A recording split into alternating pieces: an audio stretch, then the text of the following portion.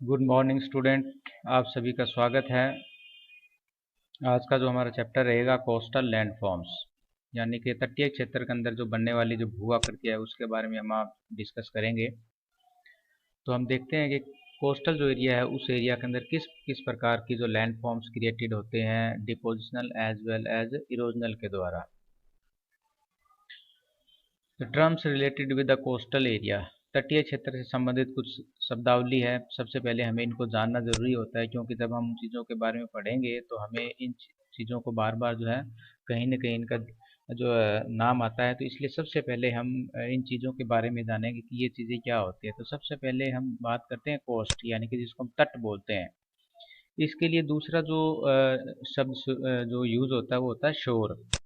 तट यानी कि ये जो हमारी क्लिफ है, क्लिफ यानी कि जो भृगु जिसको हम बोलते हैं, क्लिफ से इसके आगे का जो भाग है इसका यानी कि समुद्र का जो जल रहता है और इसके बीच का जो एरिया है इसको हम कोस्ट बोलते हैं। यानी कि तट जिसको हम बोलते हैं, तट वह भाग है जो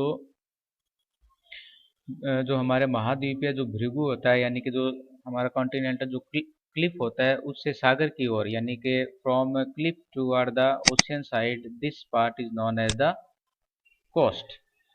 दूसरा इसके अंदर आता है फिर हमारा शोर। शोर का मतलब होता है किनारा, जिसको हम किनारा बोलते हैं। तो किनारा यानी कि तट से आगे का भाग, यानी कि ये मान लीजिए यहाँ तक जो कोस्ट है, इसके आगे का जो पार्ट होता है, जो जो भाग यानी कि समुद्र के नीचे रहता है या समुद्र पानी के जो नीचे रहता है उसको हम बोलते हैं किनारा। यानी कि जो शोर होता है always remain under the sea water. अब जो जो किनारा होता है उसको हम फर्दर आगे क्लासिफाई कर सकते हैं, जैसे कि इसमें है बैक शोर है, फोर शोर है और इसी के तरह से ऑफ शोर है।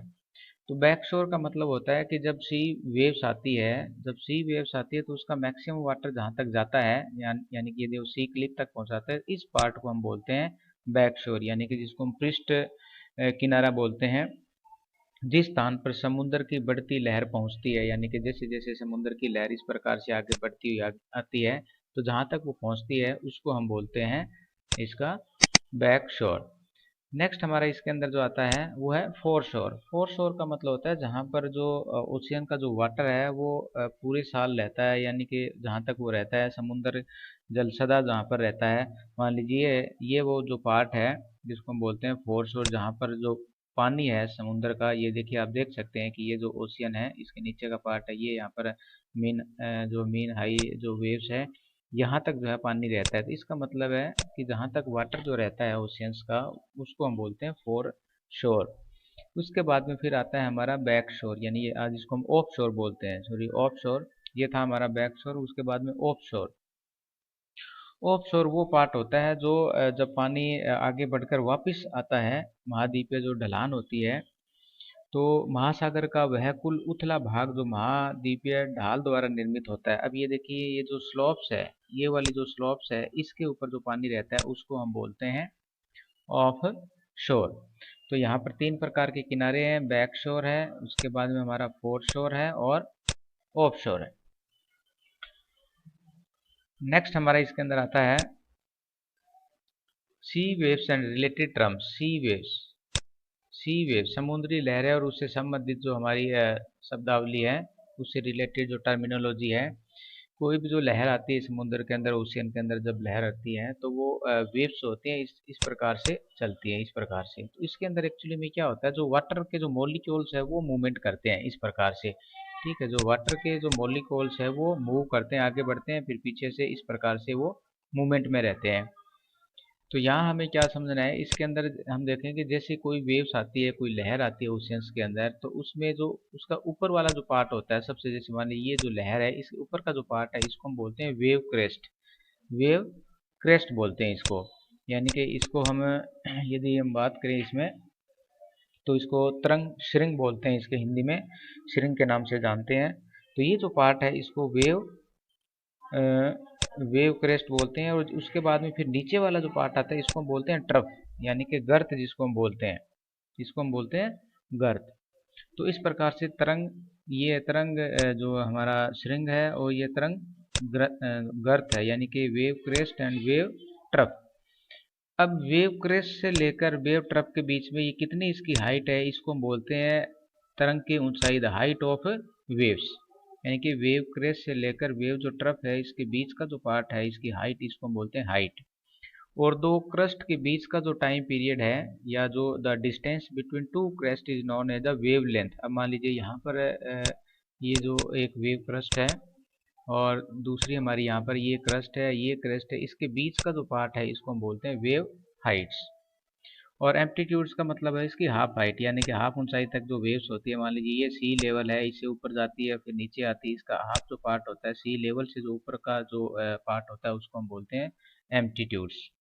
और वेव पीरियड्स के अंदर भी एक सेकंड, एक मिनट के अंदर कितनी बार जो वेव से आगे पर सेकंड के हिसाब से या पर मिनट के हिसाब से वेव जो आगे मूव करती है, फॉरवर्ड करती है, उसको वेव पीरियड्स के नाम से जानते हैं। तो ये कुछ टर्मिनोलॉजी थी जो वेव से रिलेटेड थी। इसके बाद हम चलते हैं वेव्स, यानी कि जो लहरें होती है उनके बारे में हम, क्योंकि लहरें जो है एक तो डिस्ट्रक्टिव होती है और एक होती है कंस्ट्रक्टिव। अब इन दोनों में डिफरेंस क्या है? The size and type of waves will depend on the phase and the wind speed, यानी कि वेव्स की जो टाइप्स है या वो उस पर डिपेंड, किस पे डिपेंड करती है, वो विंड की स्पीड के ऊपर डिपेंड करती है। एक होती है हमारी इसमें डिस्ट्रक्टिव वेव्स। डिस्ट्रक्टिव वेव्स का मतलब होता है कि इसके अंदर जो बैकवाश इज स्ट्रॉन्गर देन द स्वाश। इसको हम आपको डायग्राम में बताएंगे, आप यहाँ देख सकते हैं ये डिस्ट्रक्टिव वेव्स है। डिस्ट्रक्टिव वेव्स में क्या होती है, ये यहाँ पर जैसे कि मैक्सिमम इसकी हाइट होती है, उसके बाद में जैसे ये कोस्टल एरिया के अंदर होती है इसकी हाइट ज़्यादा बढ़ जाती है, ये टूट जाती है, जिसको बोलते हैं सर्फ। जब ये टूटती है यहाँ से तो पानी को वापस जो है ओशियन की तरफ पुल करती है, इसको हम बोलते हैं बैकवाश, यानी कि स्ट्रॉन्ग बैकवाश। पीछे की तरफ खींचती है उसको, पानी ऊपर से जाता है और घूमकर वापस नीचे की तरफ आता है। तो जहाँ पर क्या होता है, डिस्ट्रक्टिव वेव कौन से होते हैं, जिसमें बैकवाश इज स्ट्रॉन्गर देन द स्वाश। ये देखिए यहाँ पर इसका ये वाला जो पार्ट है ये स्ट्रॉन्गर है, स्वाश का मतलब यदि वो आगे जाए, आगे तब जाके ये जाती है जब इसकी वेव की हाइट कम होती है, तब उसका जो है उसको हम कंस्ट्रक्टिव वेव्स बोलते हैं। तो सबसे पहले इसको देखते हैं। Destructive waves, the backwash is stronger than the swash, यानी कि इसका जो बैकवाश होता है, पानी आगे उछल कर वापिस आता है, ये जो बैकवाश है ये स्ट्रॉन्ग होता है देन स्वाश, यानी कि आगे के मुकाबले में। तो destructive waves form the features of erosion. Destructive wave क्या करती है, इरोजनल फीचर्स तैयार करती है। जितने हम आगे पढ़ेंगे इसके बारे में कौन कौन सी इरोजनल फीचर्स हैं।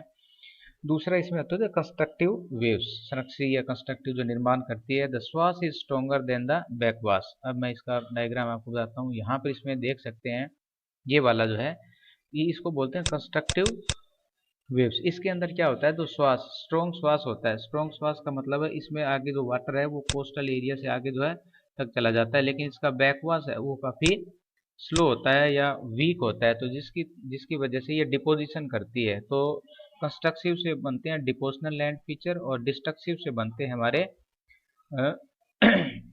Erosional land features.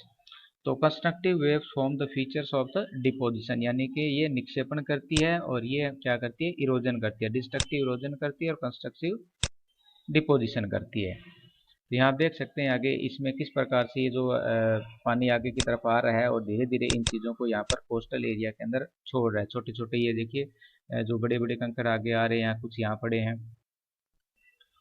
ये वेव्स है। वेव्स दिखाएगी किस प्रकार से लहरें ऊपर की तरफ आ रही है, इधर से में यहाँ पर आ रही है, फिर नीचे, फिर ऊपर, इस प्रकार से। यहाँ हम पहले आपको बता चुके हैं कंस्ट्रक्शन वेव कौन सी होती है, डिस्ट्रक्शन वेव कौन सी होती है। ये देखिए इसको हम बोलते हैं बीच, ठीक है, यानी कि ये हमारा जो सी क्लिफ होता है, इसके बाद में यहाँ जो वाटर रहता है इसके बीच का जो पार्ट होता है जिसमें सैंड हमें दिखाई देती है, इसको हम बीच बोलते हैं। समुद्र का जो बीच एरिया है ये। अब हम बात करते हैं इरोजनल प्रोसेस, यानी कि जो सी वेव्स है वो किस प्रकार से इरोजनल प्रोसेस जो करती है।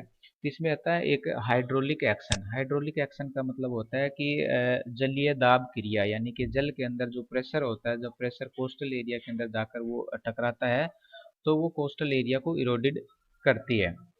तो power of waves carried away the loose materials. Then होता है abrasion. Abrasion, wave use their load to break rock down into the smaller fragment, यानी कि वेव के साथ चलते हुए या कोस्टल एरिया के अंदर उसके वेव्स के अंदर छोटे छोटे स्मॉल स्मॉल जो पार्टिकल्स होते हैं, डस्ट पार्टिकल है या स्टोन है, पेबल्स है, वो उस टूल्स का काम करते हैं। और वो जब कंकड़ पत्थर उस वेव के साथ टकराते हैं तो वो क्या करते हैं, उसको इरोजन करते हैं जो कोस्टल एरिया होता है वहां पर। उसके बाद में आता है सोल्यूशन यानी कि घुलनशील प्रक्रिया के द्वारा। इसमें क्या होता है, वाटर डिजोल्व सॉफ्ट रॉक, इसके अंदर जो कोस्टल एरिया के अंदर जितनी भी जो मुलायम चट्टानें होती है उसको वो डिजोल्व कर देता है। एंड कंप्रेस्ड एयर यानी tiny little exposure within cracks due to the trapped air, इससे में क्या होता है कि वे छोटे छोटे जो होल्स या जो कण होते हैं वो उसमें कोस्टल एरिया के अंदर चले जाते हैं जहाँ क्रैक्स होते हैं, और उससे फिर वो धीरे धीरे जो एक्सपोजन करते हुए टूटते हुए बाहर की तरफ आते हैं। तो इससे क्या है, क्रैक्स पड़ते हैं, जो हवा उसके अंदर मतलब क्रैक्स के अंदर जो है घुस जाती है, और जिसके कारण उसकी प्रेशर की वजह से वो टूट जाते हैं। Factor affecting of sea wave erosion, समुद्री लहर के जो क्षरण को प्रभावित करने वाले जो कारक है या जो फैक्टर है जिसके बारे में बात करते हैं, तो इसमें जो अलग अलग प्रकार के फैक्टर्स आते हैं जिसमें सबसे पहला है size and velocity of the waves, यानी कि जो हमारी वेव्स आती है उसका साइज क्या है, उसकी स्पीड यानी कि वेलोसिटी उसकी कितनी है, वो डिपेंड करता है वेव्स की साइज और स्पीड के ऊपर।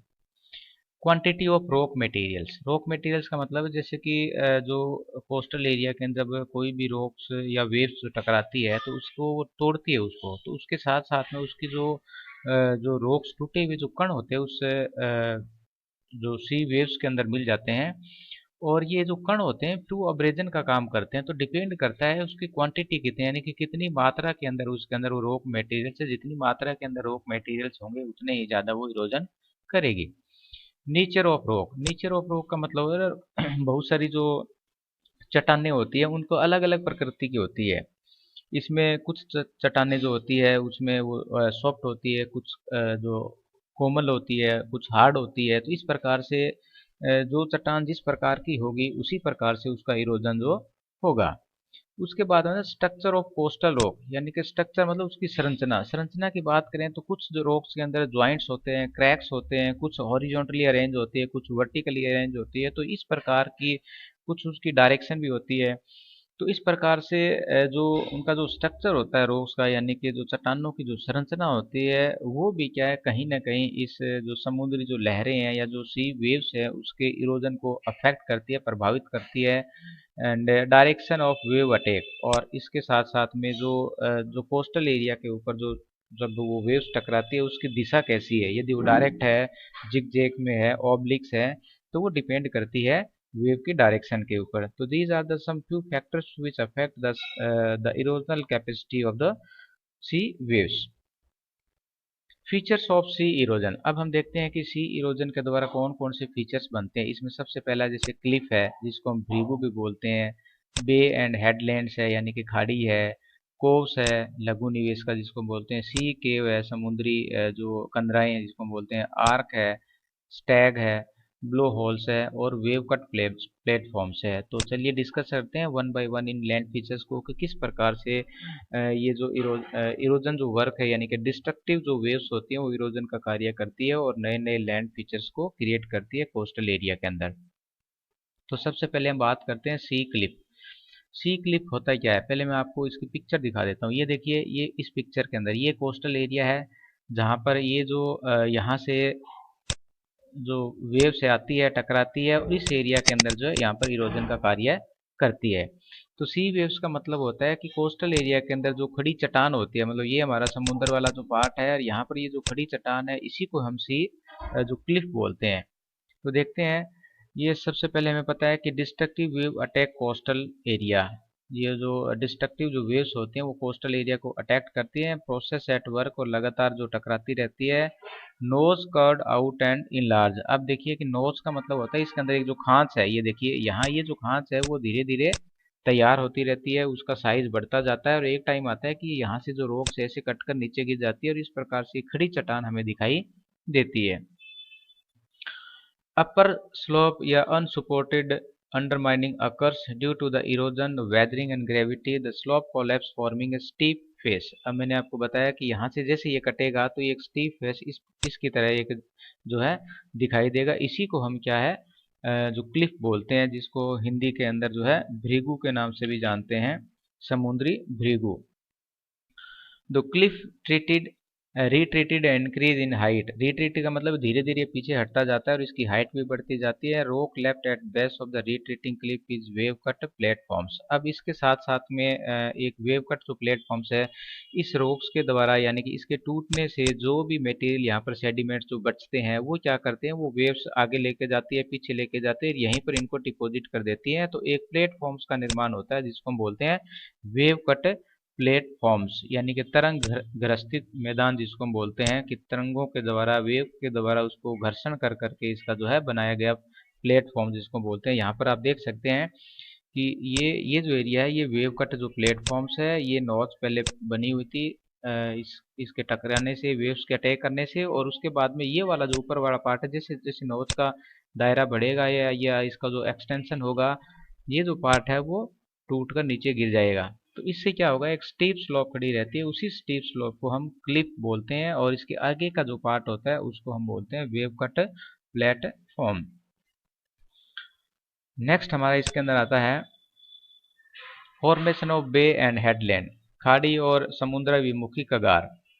खाड़ी का और इसका ओरिजिन कैसे होता है, पहले आप इसका डायग्राम देखिए किस प्रकार। ये देखिए, ये एक जो है कोस्टल एरिया है जहाँ पर जो हार्ड एंड सॉफ्ट रॉक है जो हॉरिजॉन्टली इसके साथ अरेंज हुई होती है। तो ये वेव की डायरेक्शन है, यहाँ पर वेव की डायरेक्शन दिखा रखी है। तो जैसे जैसे वेव्स इनसे टकराएगी तो ये जो है, ये वाला जो एरिया है, ये एरिया क्योंकि सॉफ्ट रॉक होने की वजह से जो लेस रेजिस्टेंस होती है, ये धीरे धीरे इरोजन करती जाती है, ये दायरा बढ़ता जाता है, और ये वाला पास एज एज इट इज जो है खड़ा रहता है। इस प्रकार आने वाले टाइम के अंदर इस प्रकार की इसमें आकृति बन जाती है। तो ये आगे निकला हुआ जो भाग होता है इसको हेडलैंड बोलते हैं, ये पीछे जो होता है ट्रफ जैसा, इसको हम बोलते हैं बे। तो अब हम करते हैं इसके बारे में डिस्कस क्या है। The bands of hard and soft rock eroded at differential different rates is called the differential erosion. विभेदी अपरदन जिसको हम बोलते हैं हिंदी के अंदर, विभेदी अपरदन का मतलब होता है कि अलग अलग दर से दो चट्टानों का टूटना। The eroded at the different rates, process at work, काम चलता रहता है। Hydraulic action, abrasion, solution, compressional air, यानी कि हमने पढ़ा था कि ये किस किस प्रकार से इरोजन करती है। तो वो हाइड्रोलिक एक्शन से, अब्रेजन से, सॉल्यूशन से धीरे धीरे चट्टानों को वो है इरोडेड करती रहती है। Hard rock stand out as headland and soft rock rated inland to the form bays. अभी हमने देखा था कि हार्ड जो रॉक्स होती हैं ये एज इट इज रहती है, ठीक है, क्योंकि ये कम इरोडेड होती है। जो सॉफ्ट रॉक है वो धीरे धीरे इरोजन यहाँ पर इसका होता जाता है और बे का ओरिजिन हो जाता है। The wave refraction occur as bay retreat to the headlands receive more high energy waves. Example है Howth Head and Dublin Bay. तो इस प्रकार से बे एंड हेडलैंड का ओरिजिन होता है, जिसको हम खाड़ियाँ और समुद्र विमुखी कगार के नाम से जानते हैं। यहाँ पर आप देख सकते हैं कि ये जो है ये लैंड है, हेडलैंड है, यहाँ पर जो है बे का ओरिजिन हुआ इस प्रकार से, ठीक है। ये वेव्स है, ये वेव्स से टकराती रहती है। तो इसमें क्या होता है कि यहाँ जब वो टकराएगी तो ये देखिए, यहाँ पर ये हेडलैंड के रूप में खड़ी रहेगी और ये वाला जो पार्ट है वो हमारा बे के रूप में तैयार हो जाता है। नेक्स्ट हमारा इसके अंदर है कोव्स, जिसको अंडाकार कटान या लघु निवेशिका के नाम से भी जानते हैं, ठीक है। कोव्स में भी क्या होता है, ये देखिए आप यहाँ इसका डायग्राम देख सकते हैं कि ये जो एरिया होता है इसके अंदर कई बार क्या है, सॉफ्ट रॉक्स होती है और धीरे धीरे एक बार जब वो वेव्स इसका इरोजन करना शुरू कर देती है, ये धीरे धीरे फिर इसका दायरा बढ़ जाता है। तो क्या होता है कि ये लैंड पार्ट की तरफ जो है ज़्यादा इसका इंक्रीज होता है समुद्र की बजाय। तो यहाँ पर एक छोटा सा जो गेट या मतलब जो है इसको बोल सकते हैं एंट्री पॉइंट रिमेनिंग रह जाता है, और दोनों तरीके से जो है दोनों साइड से ये धीरे धीरे आने वाले टाइम में क्लोज भी हो सकता है। तो इस प्रकार से एक आकृति का निर्माण होता है जिसको हम कोव्स बोलते हैं। कोव्स are formed by the differential erosion which occur when the softer rock are worn away faster than the harder rocks surrounding them. These rocks further eroded to form a circular bay with a narrow entrance called cove. तो इस प्रकार से एक मतलब छोटा सा entrance इसके अंदर रहता है और एक सर्कुलर बे के टाइप में जिसका ओरिजिन हो जाता है, उसी को हम कोव्स या अंडाकार कटान बोलते हैं। यानी कि जब कोमल और कठोर चट्टाने जब यानी कि तट के समांतर स्थित होती है तो समुद्री लहरें क्या करती है, उन जो कोमल जो चट्टानें होती है, सॉफ्ट जो रॉक्स होती है, उनको धीरे धीरे काटती रहती है और पानी जो है उसके अंदर घुसता जाता है और धीरे धीरे कोमल चट्टानों का इरोजन हो जाता है और कोमल चट्टानों में खोखला स्थान बन जाता है। ये देखिए इस प्रकार से एक जो है होल सा या मतलब एक सर्कुलर जो होल क्रिएट हो जाता है और इसकी जो आकृति होती है, इसका जो शेप होती है अंडे के समान होती है, जिस कारण इसे अंडाकार कटान अथवा लघु निवेशिका के नाम से जानते हैं। नेक्स्ट हमारा इसके अंदर formation of caves, arc and स्टेग, यानी कि गुफा, मेहराब और स्तंभ का निर्माण कैसे होता है। तो सबसे पहले हम बात करते हैं सी केव्स का निर्माण कैसे होता है। अब सी केव्स में आप इस डायग्राम आप देख सकते हैं। ये देखिए इसके अंदर क्या होता है कि ये हमारी रॉक्स है, विकर सेक्शन होता है, हॉरिजॉन्टली सॉरी वर्टिकली इसके अंदर अरेंज होती है। तो यहाँ पर जब वेव्स टकराती है तो धीरे धीरे यहाँ से इसका इरोजन करना शुरू कर देती है। तो सबसे पहले वो ये यहाँ से इसका इरोजन करेगी, जैसे जैसे इरोजन करेगी इसका दायरा बढ़ता जाएगा और धीरे धीरे वो इसका जो है मतलब साइज बढ़ जाता है। तो इस प्रकार से एक मतलब होल्स क्रिएट हो जाता है जो रॉक्स के अंदर तक रहता है, उसी को हम क्या है केव्स बोलते हैं।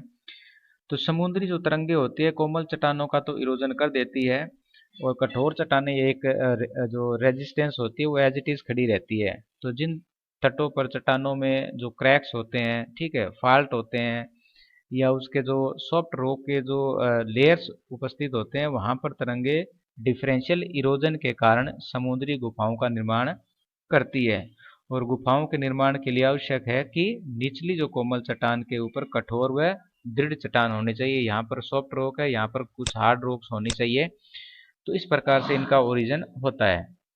वापिस चलते हैं उसी पेज पे। The waves attack the weak area of the exposed rocks process at works the cave cut into base of cliff, यानी कि जो क्लिफ होता है उसके बेस में वो कट कर देती है और depend by the erosion abrasion, और अब्रेजन के कारण वो जो उसका जो एरिया है वो बढ़ता जाता है। Cave extend through to the other side of the headland forming an arch. अब क्या होता है कि ये जो इस प्रकार की जो आकृति है इसको तो हम बोलते हैं केव्स यानी कि गुफा। ये देखिए ये हो गई हमारी केव्स। अब जब बाद में फिर ये केव्स का दायरा बढ़ता जाता है और दूसरी साइड में मान लीजिए ये कोई रॉक्स है जो समुद्र की तरफ खड़ी है और दूसरी साइड के अंदर जब वो वापस मतलब आर पार हो जाते हैं तो इसको हम बोलते हैं सी आर्क। ये देख सकते हैं आप सी आर्क, ठीक है। कई बार क्या होती है सी आर्क से ऊपर में यहाँ पर क्या है, एक छोटा सा होल क्रिएट हो जाता है जहाँ से जो जब लहरें आती है तो जोर से ये मतलब इससे टकराती है और पानी ऊपर फुहार के रूप में निकलता है। इस प्रकार की जो आकृति होती है उसको हम ब्लो आउट बोलते हैं या ब्लो होल्स बोलते हैं, जिसमें से पानी शोर करता है वो बाहर की तरफ निकलता है। इसको हम आगे डिस्कस करेंगे। तो फिर होता है इसमें सी जो स्टैग का निर्माण, यानी कि सी स्टैग कैसे, ये जिसको हम स्तंभ बोलते हैं, इसका ओरिजिन कैसे होता है।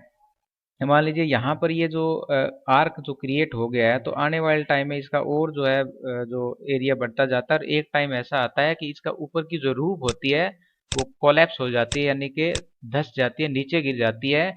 तो नीचे गिरने से ये वाला इस प्रकार का जो पार्ट है जो समुद्र की तरफ जो है अकेला खड़ा रहता है, इसी को हम सी स्टैग बोलते हैं। तो सी स्टैग वो एक ऐसा मतलब समुद्री मेराव से जो छतें टूट जाती है तो उन चट्टानों का जो अगला भाग होता है, जो पार्ट होता है, वो समुद्र के रूप में एक खंभे के रूप में खड़ा रहता है, उसी को हम सी स्टैग के नाम से जानते हैं। यहाँ देख सकते हैं आप फिर the erosion and gravity occur the roof cave to collapse forming a stack, यानी कि इससे क्या होता है इरोजन की वजह से और ग्रेविटी की वजह से जो रूफ का जो केव की जो रूफ होती है वो कोलैप्स हो जाती है, गिर जाती है। Continue erosion created a sea stump, तो उसके बाद में एक अलग से जो है जो पत्थर खड़ा रहता है उसी को हम क्या बोलते हैं स्टैग बोलते हैं। तो यहाँ हमने डिस्कस किया है कि केव्स, आर्क और स्टैग का निर्माण कैसे होता है, यानी कि गुफा, मेहराब और स्तंभ का निर्माण कैसे होता है। ये देख सकते हैं कि यह धीरे धीरे जो है केव्स का निर्माण यहाँ पर होता है। इरोजन ये जो टकराती है इरोजन होता रहता है, इसका दायरा फिर बढ़ता जाता है और इसी से जो केव्स का ओरिजिन होता है। और ये देखिए केव्स के बाद में फिर ये जो है आर्क बन जाती है, इसके आसपास जो है आर पार जो है पानी चलता जाता है और एक टाइम ऐसा आता है कि इसकी जो रूफ है वो यहाँ से कटकर नीचे गिर जाती है, कोलैप्स हो जाती है और उसके बाद में ये जो पार्ट अलग से खड़ा रहता है उसी को हम बोलते हैं स्टैग। या आप यहाँ पर एक डायग्राम और देख सकते हैं जो सी आर का इसमें है। और एक बात ये सी यहाँ क्रैक्स पड़ गए हैं और ये आने वाले टाइम में जब यहाँ से गिरेगा तो समुद्र वाली साइड के अंदर जो पिलर्स खड़ा रहेगा रॉक्स का, उसी को हम सी स्टैग के नाम से जानते हैं। ये यहाँ पर भी एक एग्जांपल आप इसके सामने यहाँ पर देखिए, ये सी स्टैक का ही एग्जांपल है। पहले यहाँ पर ये आर्क थी, और ये जब उसकी रूफ कोलैप्स होगी आने वाले टाइम में, ये जब यहाँ से कोलैप्स होगा तो ये स्टैक के रूप में खड़ा रहेगा। ये है सी क्लिप्स जो हमने शुरू में डिस्कस किया। इसकी जो फॉर्मेशन आपको बताई थी कि किस प्रकार से जो है जो सी क्लिप्स का ओरिजिन होता है, क्योंकि समुद्र की लहरें यहाँ पर टकराती है, और टकराने के बाद में ये एक कोर्स बनता है, फिर वो धीरे धीरे रिट्रीटिंग पीछे हटता जाता है और एक सी क्लिप का ओरिजिन हो जाता है। ये यहाँ पर भी एक अलग से सी क्लिप आप देख सकते हैं। सी क्लिप का मतलब है समुद्र तट के ऊपर खड़ी जो पहाड़ी होती है, जो स्टीप स्लोप जिसका होता है, उसी को हम सी क्लिप या समुद्री भृगु के नाम से जानते हैं। यहाँ पर भी देख सकते हैं ये सी क्लिप का एग्जाम्पल है, जो इरोजन के कारण धीरे धीरे पीछे हट रहे हैं। ठीक है, इसके बाद में बात करते हैं कि मरीन ट्रांसपोर्टेशन। मरीन जो ट्रांसपोर्टेशन किस प्रकार से होता है, यानी कि समुद्र के अंदर जो ट्रांसपोर्टेशन का काम किस प्रकार से चलता है। इसके अंदर जो लॉन्ग शोर होती है, लॉन्ग शोर यानी कि जो तरंगे होती हैं, जो वेव्स होती हैं, जो किनारा होता है, वहां पर जो ड्रिफ्टिंग की वजह से the movement of material along the coast in a zigzag patterns, जो वो समुद्र के साथ टकराते रहते हैं, डायरेक्टली नहीं बल्कि जिग जैग पैटर्न्स के अंदर वो आते हैं। इस प्रकार से जो है समुद्र कोस्टल एरिया के अंदर जो चीज़ें वो लहर टकराती है, वेव्स टकराती है, और वहाँ पर जो इरोजन का कार्य चलता रहता है। द स्वास move material up the beach. स्वास का मतलब मैंने आपको बताया था कि एक जो वेव्स होती है वो धीरे धीरे मटेरियल को बीच तक लेके आती है। Backwash move sediments back into the sea. और ये स्वास तो मटेरियल को आगे लेके जाती है, और बैकवास का मतलब जब लहरें जो सर्फ, सर्फ का मतलब लहरें टूट कर जब वापस ओशन की तरफ ऐसे रोटेट करती हैं, तो वो मटेरियल को वापस क्या करती है, समुद्र की तरफ खींच लाती है। तो यहाँ हम देख सकते हैं कि बैकवाश के कारण जो है मटेरियल वापस ओशियन की तरफ आता है, यानी कि समुद्र की तरफ आता है, और जो श्वास होता है उससे मटेरियल बीच की तरफ जाता है। तो इससे क्या होता है, बीच का ओरिजिन होता है। यहाँ पर देख सकते हैं किस प्रकार से जो मटेरियल है वो बाहर की तरफ जा रहा है। फॉर्मेशन ऑफ बीच। अब हम बात करेंगे कि समुद्र का जो किनारा होता है वहां पर बीच का ओरिजिन कैसे होता है, बीच कैसे फॉर्मेशन होता है। The form by constructive waves. अब मैंने आपको शुरू में बताया था कि डिस्ट्रक्टिव वेव्स है वो इरोजन का कार्य करती है, और जो कंस्ट्रक्टिव वेव्स होती है वो डिपोजिशन का कार्य करती है, और इसी डिपोजिशन से जो है बीच का ओरिजिन होता है।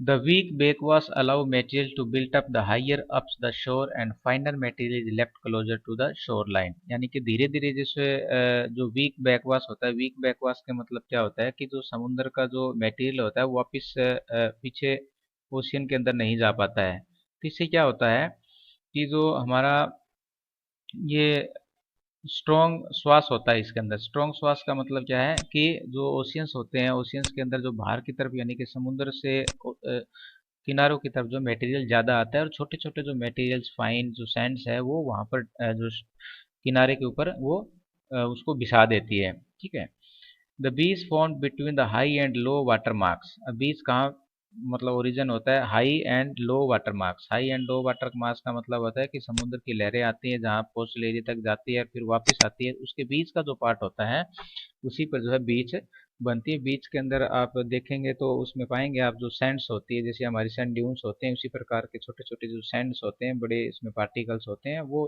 पार्टिकल्स यानी कि जो सैंड्स होती है वो वहाँ पर बीच पे ऊपर हमें देखने को मिलती है। The section of beach include the Sandy area, singles area and storm area. इसके अंदर हमें जो सैंडी एरिया भी मिलता है, singles area and storms area भी देखने को मिलता है। एग्जांपल है इसका स्केरीज। ये देख सकते हैं आप बीच का ओरिजिन कैसे होता है। इधर से जो है लैंड पार्ट से जो है जो रिवर मटेरियल को लेके आती है यहाँ पर, इसके बाद में कुछ यहाँ पर बिछा देती है वो। इसके बाद में जो ओशियन वाली साइड से जो जैसे ये विंड की जो डायरेक्शन है, लॉन्ग ड्रिफ्ट चलती रहती है, धाराएं जिसको बोलते हैं, और ये जो स्ट्रॉन्ग श्वास की वजह से मटेरियल को यहाँ पर स्प्रेड आउट कर देती है। तो इस प्रकार से ये बीच का ओरिजिन आप देख सकते हैं, जो ब्राउन सी लाइन है ये पूरा का पूरा जो बीच वाला एरिया जहाँ पर मिट्टी बिछी हुई होती है। Formation of sand spit. The long ridge of sand and shingle deposit along the entrance to the shelter bay. यानी कि जो बे होती है, पहले मैं आपको इसको एक पिक्चर दिखाता हूँ। ये देखिए, मान लीजिए कोई खाड़ी है, ठीक है, ये वाला जो एरिया है, यहाँ पर आप देख सकते हैं कि किस प्रकार से जो वेव्स आती हैं जो कोस्टल एरिया के साथ में जो ड्रिफ्ट के रूप में चलती है, वो मटेरियल को धीरे धीरे समुद्र की साइड के अंदर या वहाँ पर जो है ऊपर की आसपास के एरिया के अंदर डिपॉजिट कर देती है। और एक जो है हुक की आकृति, स्पाइट का मतलब हुक की तरह जो है एक जो एक या जीवा जिसको हम बोलते हैं, ठीक है, इस प्रकार की एक आकृति का ओरिजिन होता है जो कि डिपोजिशन की वजह से होता है। यहाँ पर भी आप देख सकते हैं कि किस प्रकार से ये स्पाइट पहले यहाँ पर इसका ओरिजिन हुआ, फिर धीरे धीरे आगे बढ़ता हुआ इधर में जा रहा है और फिर ये आगे की तरफ जा रहा है। तो इस प्रकार से जो लॉन्ग ड्रिफ्ट होती है तो उसकी वजह से ये स्पाइट का ओरिजिन होता है। The constructive waves and longer long shore drift, the wave hit the obstacle और lose power और deposit loads। अब वो क्या करती है, उस loads को deposit कर देती है। built up the above sea level across the entrance to the bay, यानी कि जो बे होता है उसके एंट्रेंस से लेकर सी लेवल का ऊपर का जो पार्ट होता है वहां पर उस सैंड्स को वो डिपॉजिट कर देती है। वेव रिफ्रैक्शन में cause spit to the curves inward toward the bay record. अब क्या होता है, मान लीजिए हमारा समुद्र का जो एरिया है, यहाँ पर जो है जिस प्रकार से वेव्स जो चलते हैं वो क्या करते हैं, इस प्रकार से एक मतलब स्पाइट का निर्माण कर देती है। फिर धीरे धीरे ये स्पाइट बढ़ता जाता है और आने वाले टाइम में यहाँ पर जो है इसके अंदर वापस ज्वाइंट भी हो जाता है। तो पोर्ट मॉर्को और डबलिन के अंदर इस प्रकार का आप एग्जांपल देख सकते हैं। ये स्पाइट यहाँ पर आप फिर इसमें डायग्राम देखिए कि किस प्रकार से फॉर्मेशन ऑफ बाइट, यहाँ पर ये सैंड है, सैंड आगे बढ़ती जाती है और स्पाइट का ओरिजिन होता है ये हमारा समुद्र वाला एरिया है। और ये जो बे एरिया है, बेरी एरिया के अंदर यानी कि जो खाड़ी होती है उसके अंदर धीरे धीरे आगे की तरफ बढ़ता जाता है और फिर आने वाले टाइम में यहाँ से टर्न होकर वापिस जो है कोस्टल एरिया की तरफ बढ़ जाता है। अब यहाँ से आप देख सकते हैं इसके अंदर किस प्रकार से आगे आ रहा है। उसके बाद में आता है बार्स, यानी कि जिसको हम बोलते हैं रोधिका। ठीक है, जब समुद्री तरंगे चट्टानी अवसादों को तटों के साथ यानी कि जो कोस्टल एरिया के साथ पैरेलल रूप में उसके समांतर जब उसको बिछा देती है तो एक प्रकार से बांध का निर्माण होता है। इसी को हम रोधिका बोलते हैं। आप देख सकते हैं कि कोस्टल एरिया का जितना भी जो मटेरियल्स है, वेव की जो डायरेक्शन चाहे इसके पैरेलल होती है, वेव की डायरेक्शन जब इसके पैरेलल होती है तो उस मटेरियल को वो क्या करती है, यहाँ पर समुद्र वाली साइड के अंदर इसको बिछा देती है। तो उसी से एक जैसे कि एक मतलब जो बांध या जिसको हम बोलते हैं कि जो डैम है उसका ओरिजिन होता है, उसी को हम बार्स या रोधिका बोलते हैं। ठीक है, आप देख सकते हैं कि यहाँ पर किस प्रकार से बार का बे का ओरिजिन होता है। यहाँ पर आप ये जो एग्जांपल है ये स्पाइट है, यानी कि जिसको हम बोले भूजीवा बोलते हैं। और इसके बाद में ये देखिए, ये यहाँ पर जो बार्स है, बार्स बने हुए छोटे छोटे बार्स बने हैं, यहाँ पर भी ये बार्स बना हुआ है। ठीक है, और ये इस साइड से जो लॉन्ग ड्रिफ्ट होती है इस प्रकार से चलती है तो वो मटेरियल को धीरे धीरे क्या है, समुद्र वाला जो कोस्टल जो एरिया है वहां पर उसको छोड़ देती है। इसके बाद में एक जो इसमें आकृति बनती है वो बनता है टम्बोलो, जिसको हम बोलते हैं टम्बोलो। टम्बोलो क्या होता है, ये देखिए सी आइलैंड होता है, ये सी आइलैंड और जब मेन लैंड को मतलब किसी बार के द्वारा कनेक्ट कर दिया जाता है तो इसी को हम बोलते हैं टम्बोलो। यहाँ पर ये देखते हैं स्पाइट का एग्जाम्पल आप देख सकते हैं किस प्रकार से धीरे धीरे आगे की तरफ बढ़ रहा है। यहाँ पर देखें formation of tombolo, the islands connect to the mainland due to the deposition construction waves and longshore drift. The wave refraction at the islands cause the current to convert or deposit loads, example है होथ to the सुटान। तो ये main हमारे यहाँ पर है कि island connect to the mainland due to the deposition, यानी कि कोई भी जो आइलैंड है, मान लीजिए हमारा यहाँ आइलैंड है, ये हमारा जो कोस्टल एरिया है, ठीक है, जब ये इस लैंड पार्ट से कनेक्ट हो जाता है तो उसी को हम बोलते हैं टम्बोलो। यहाँ पर आप देख सकते हैं टम्बोलो, ये कोई आइलैंड है, ओल्ड आइलैंड है, और यहाँ पर ये सैंड की वजह से धीरे धीरे जो है ये इसके साथ ये कनेक्ट हो गया है। तो when the islands is joint with the mainland, this is known as tombolo. ये यहाँ पर फिर आप देख सकते हैं बार्स और सैंड जो स्पाइट है किस प्रकार से इनका ओरिजिन हुआ है। ये आप देख सकते हैं ये टम्बोलो है, यहाँ पर आप इसको आसानी से देख सकते हैं, ये कोई आइलैंड टाइप का है। ठीक है, और इसमें जो सैंड्स या बार की वजह से ये इस मेन लैंड के साथ कनेक्ट हो गया है। तो जब मेन लैंड और आइलैंड जो कनेक्ट हो जाते हैं किसी बार से तो उसी को हम टम्बोलो के नाम से जानते हैं। इसके बाद में आता है हमारा लेगून्स, यानी कि लेगून्स या हफ जिसको हम बोलते हैं, हैप जिसको बोलते हैं। जब रोधिका यानी कि जो बार के दोनों छोर समुद्र से जुड़ जाते हैं, मैंने आपको बताया था शुरू के अंदर, जब ये जैसे बार बना हुआ है ये धीरे धीरे क्या करेंगे तो ये समुद्र से मतलब यहाँ पर ऐड हो जाते हैं इसमें, क्योंकि आगे बढ़ते जाते हैं, बढ़ते जाने के कारण ये फिर जो है ये इसके साथ कनेक्ट हो जाते हैं। तो इससे फिर क्या होता है, बाहर का निर्माण, मतलब उसमें लेगून्स बनती है, छोटी छोटी लेगून्स बनती है, ये देखिए इस प्रकार से। तो जब रोधिका के दोनों छोर स्थल से जुड़ जाते हैं तो क्या होता है, बीच में गीरे सागरीय जल की एक झील बन जाती है, जिसको हम क्या बोलते हैं, लेगून्स बोलते हैं। जिस प्रकार से हमारे यहाँ पुलिकट लेगून है, चिल्का लेगून है उड़ीसा के अंदर, तो these are the best example of the lagoons. Lagoons are the salty lakes. ये देखिए यहाँ पर ये लेगून्स है, ये बार्स है। अब ये बार यहाँ ज्वाइन हो गया, ठीक है, और इस प्रकार से यहाँ पर ये ज्वाइन हो गया। तो इसके साथ फिर ये जो ओशन जो वाटर है वो बार्स और मेन लैंड के बीच में रहता है, तो इसी को हम बोलते हैं लेगून्स।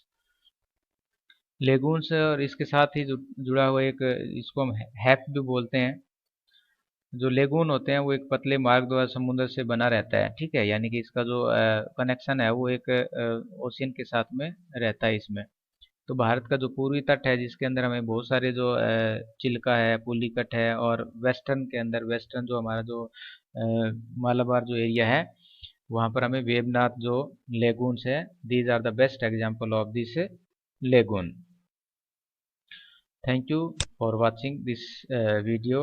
ज़्यादा से ज़्यादा इसको शेयर करें, लाइक करें एंड कमेंट करें।